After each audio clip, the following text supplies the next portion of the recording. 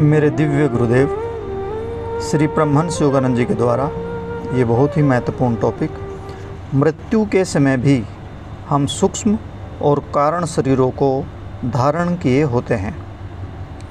जब आप मर जाते हैं 16 तत्वों का आपका भौतिक शरीर विघटित हो जाता है, ख़त्म हो जाता है, परंतु आपके सूक्ष्म शरीर के 19 तत्व बने रहते हैं। तब वे सब आत्माएं कहाँ हैं जिन्होंने इस पृथ्वी को छोड़ दिया है?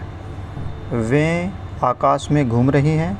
आप कहते हैं यह असंभव है, तो आइए हम तुलना करते हैं। यदि कोई प्राचीन आदिवासी यहाँ आ जाए और मैं उनसे कहूँ कि संगीत को आकाश में सुना जा सकता है, वह मुझ पर हंसेगा और शायद डर जाए। परंतु यदि मैं एक रेडियो ले आऊँ और उसे एक रेडियो स्टेशन से जोड़ दूं जहां संगीत बज रहा है, तो यह मेरे कथन की सत्यता को अस्वीकार नहीं कर सकेगा। उसी प्रकार मैं आपको इसी समय सूक्ष्म जीवों को आकाश में घूमते दिखा सकता हूं और आप इसे नकार नहीं सकते। सूक्ष्म जगत ठीक यही है, भौतिक जगत के स्थूल स्पंदनों के ठीक पीछे। यदि आप इसी क्षण अपने चारों ओर प्रकाश में बहुत से सूक्ष्म जीवों को देख लें, तो आप में से अनेक भयभीत हो जाएंगे और आप में से कुछ उनमें अपने दिवंगत प्रियजनों को खोजने का प्रयास करने लगेंगे। यदि आप आध्यात्मिक नेत्र पर गहनता से अपने मन को एकाग्र करें, तो आप अंतर्दृष्टि से उस प्रकाश में जगत को देख सकते हैं, जिसमें से वे सभी आत्माएं रह रही हैं जो सूक्ष्म लोक को जा चुकी हैं। मनुष्यों के हृदय एक ग्रहण करने वाले उपकरण के रूप में कार्य करता है और आध्यात्मिक नेत्र एक प्रसारण केंद्र के रूप में कार्य करता है। चाहे आप अपने दिवंगत प्रियजनों को न भी देख पाएँ, परंतु यदि आप अपनी भावनाओं को हृदय पर शांति से एकाग्र कर सकें, तो आप उन प्रियजनों की आश्वस्तकारी विद्यमानता को जान लेंगे, जो अब सूक्ष्म स्वरूप में भौतिक देह की दासता से मुक्ति का आनंद ले रहे हैं। मैं अनेक सूक्ष्म जीवों को देखता हूँ जिन्होंने भौतिक जगत पीछे छोड़ दिया है, परंतु वे मुझे नहीं देख सकते। मैं स्वयं को उनके समक्ष दृष्टिगोचर नहीं बनाता, परंतु मैं अपनी इच्छानुसार उन्हें देख सकता हूँ। इसलिए हम मृत्युपरांत अपनी भौतिक देह से प्रस्थान के बाद भी पूर्ण रूप से मुक्त नहीं होते हैं। हमारी आत्माएं तब भी सूक्ष्म और कारण शरीरों को धारण किए हुए होती है। जब मानव इस संसार में भौतिक देह को धारण करता है, केवल तभी वह इस संसार में दृश्य जीव बनता है। उसकी भौतिक देह की मृत्यु के उपरांत वह प्रेतात्मा के रूप में सूक्ष्म शरीर में रहता है, जो सुबोध अदृश्य जीव है और मूल रूप से वही मानसिकता और गुण रखता है जो उसके पास पृथ्वी पर रहते समय थे। सूक्ष्म शरीर के निवासी यद्यपि एक दूसरे को उनके प्रकाश में शरीरों में देख सकते हैं, परंतु सूक्ष्म जीव सामान्यतः हमें पृथ्वी पर दृष्टिगोचर नहीं होते, जब तक कि हम आध्यात्मिक नेत्र के द्वारा सूक्ष्म जगत को देखना न जान लें। जब आत्माएं सूक्ष्म शरीर का त्याग करती हैं और कारण जगत में मानसिक स्वरूप में चली जाती हैं, वे अस्तित्वहीन नहीं हो जाती, परंतु वे वास्तव में अदृश्य हो जाती हैं, जैसे कि विचार अदृश्य होते हैं। बहुत सारे संतों ने कहा है, इसी शरीर रूपी मंदिर को अगर आप नष्ट भी कर दो, तो मैं इसको दोबारा से बना लूँगा।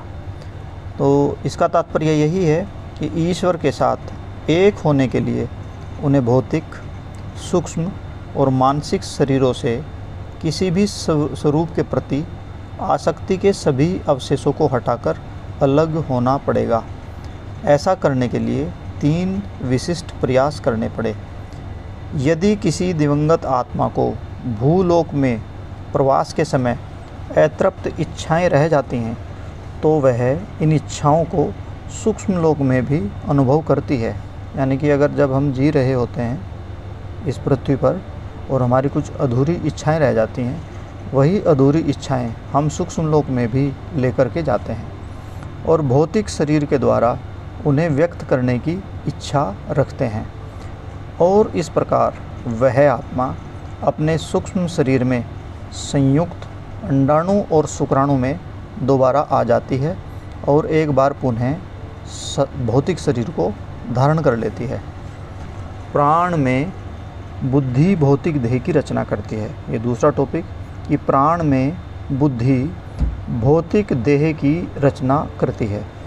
प्राण जो भौतिक देह में पूर्णतः व्याप्त है, यानी कि इलेक्ट्रिसिटी जो हमारे भौतिक जो दिखाई देने वाला शरीर है उसमें पूर्ण रूप से व्याप्त है, एक प्रबुद्ध जीवन शक्ति यानी कि प्राण अणु है। विद्युत जो प्रकाश बल्ब को प्रज्वलित करती है वह बल्ब की रचना नहीं करता, परंतु जो संयुक्त मानवीय अंडाणु और शुक्राणु कोशिकाओं में विद्युत अथवा जीवन शक्ति है, वह भ्रूण शरीर और उसके पश्चात संपूर्ण मानव शरीर के विकास को निर्देशित करती है।